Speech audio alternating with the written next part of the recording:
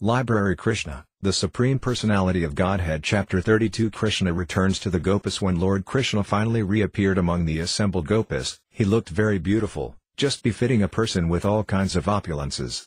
In the Brahma Samhita it is stated, Ananda Sinmaya Rasa Pradabhavadabhi, Krishna alone is not particularly beautiful, but when his energy, especially his pleasure energy, represented by Radharani, expands, he looks very magnificent.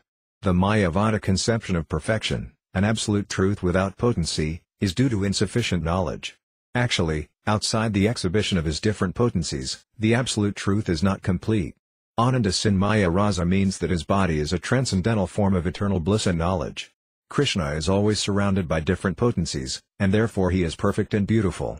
We understand from the Brahma Samhita and Skanda Purana that Krishna is always surrounded by many thousands of goddesses of fortune.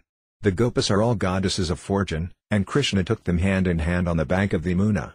It is said in the Skanda Purana that out of many thousands of Gopis, 16,000 are prominent. Out of those 16,000 Gopis, 108 are especially prominent. Out of these 108 Gopis, 8 are still more prominent. Out of those 8 Gopis, Radharani and Kandravali are even more prominent, and out of these 2 Gopis, Radharani is the most prominent.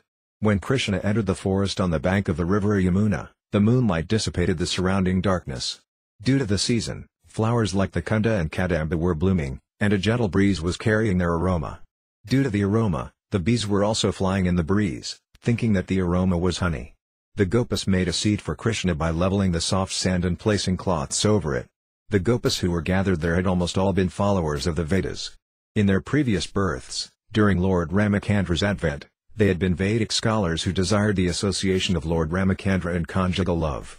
Ramakandra had given them the benediction that they would be present for the advent of Lord Krishna and he would fulfill their desires. During Krishna's advent, the Vedic scholars took birth in the shape of the Gopis in Vrindavana. As young Gopis, they got the association of Krishna in fulfillment of their previous birth's desire. The ultimate goal of their perfect desire was attained, and they were so joyous that they had nothing further to desire. This is confirmed in the Bhagavad Gita, if one attains the Supreme Personality of Godhead, then he has no desire for anything. When the Gopis had Krishna in their company, not only all their grief but their lamenting in the absence of Krishna was relieved. They felt they had no desire to be fulfilled. Fully satisfied in the company of Krishna, they spread their cloths on the ground. These garments were made of fine linen and smeared with the red kunkuma which decorated their breasts. With great care they spread a sitting place for Krishna. Krishna was their life and soul, and they created a very comfortable seat for him. Sitting on the seat amongst the Gopis, Krishna became more beautiful. Great yogis like Lord Shiva, Lord Brahma or even Lord Sesa and others always try to fix their attention upon Krishna in their hearts, but here the Gopis actually saw Krishna seated before them on their cloths. In the society of the Gopis, Krishna looked very beautiful. They were the most beautiful damsels within the 3 worlds, and they assembled together around Krishna. Krishna seated himself beside each of the many Gopis, and it may be asked herein how he did this. There is a significant word in this verse, Isvara. As it is stated in the Bhagavad Gita, Isvara Sarva Bhutanam. Isvara refers to the Supreme Lord as the Supersoul seated in everyone's heart. Krishna also manifested this potency of expansion as Paramatma in this gathering with the Gopis. Krishna was sitting by the side of each Gopi, unseen by the others. Krishna was so kind to the Gopis that instead of sitting in their hearts to be appreciated in yogic meditation, he seated himself by their sides. By seating himself outside, he showed special favor to the Gopis, who were the selected beauties of all creation. Having gotten their most beloved Lord, the Gopis began to please him by moving their eyebrows and smiling and also by suppressing their anger. Some of them took his lotus feet in their laps and massaged them. And while smiling, they confidentially expressed their suppressed anger and said, "Dear Krishna, we are ordinary women of Vrindavana, and we do not know much about Vedic knowledge, what is right and what is wrong. We therefore put a question to you, and, since you are very learned, you can answer it properly. In dealings between lovers, we find that there are 3 classes of men. One class simply receives, another class reciprocates favorably, even if the lover is very contrary, and the third class neither acts contrary nor answers favorably in dealings of love. So out of these 3 classes, which do you prefer, or which do you call honest?" In answer, Krishna said, "My dear friends, persons who simply reciprocate the loving dealings of the other party are just like merchants. They give in loving affairs as much as they get from the other party. Practically there is no question of love. It is simply self-interested or self-centered business dealing. Even those without a tinge of loving affairs are better than these merchants.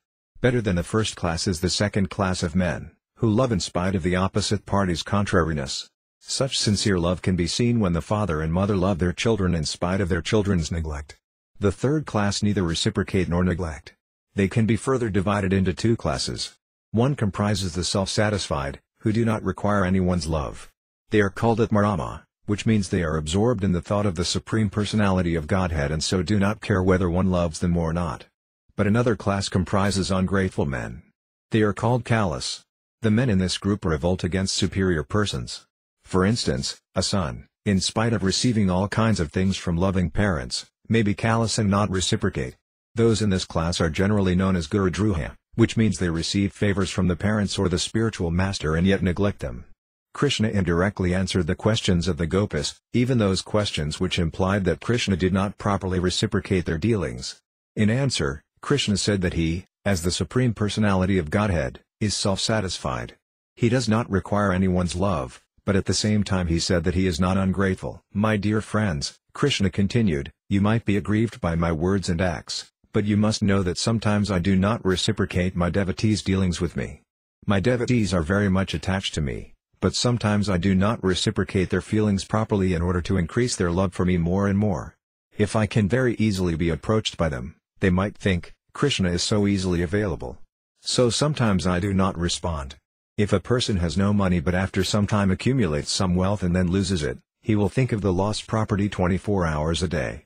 Similarly, in order to increase the love of my devotees, sometimes I appear to be lost to them, and instead of forgetting me, they feel their loving sentiments for me increase.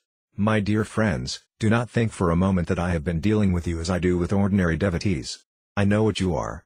You have forsaken all kinds of social and religious obligations, you have given up all connection with your parents.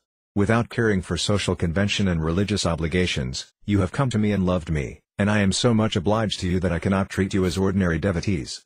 Do not think that I was away from you. I was near to you. I was simply seeing how much you were anxious for me in my absence. So please do not try to find fault with me.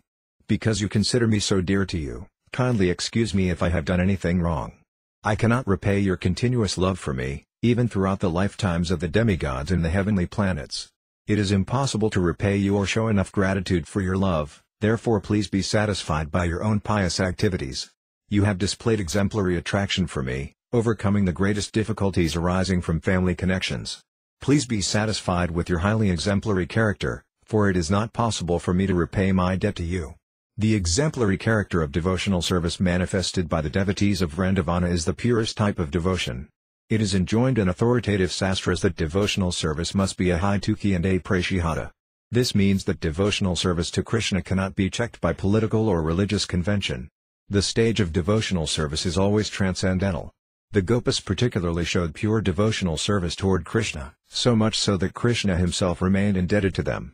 Lord Chaitanya thus said that the devotional service manifested by the Gopis in Vrindavana excelled all other methods of approaching the Supreme Personality of Godhead.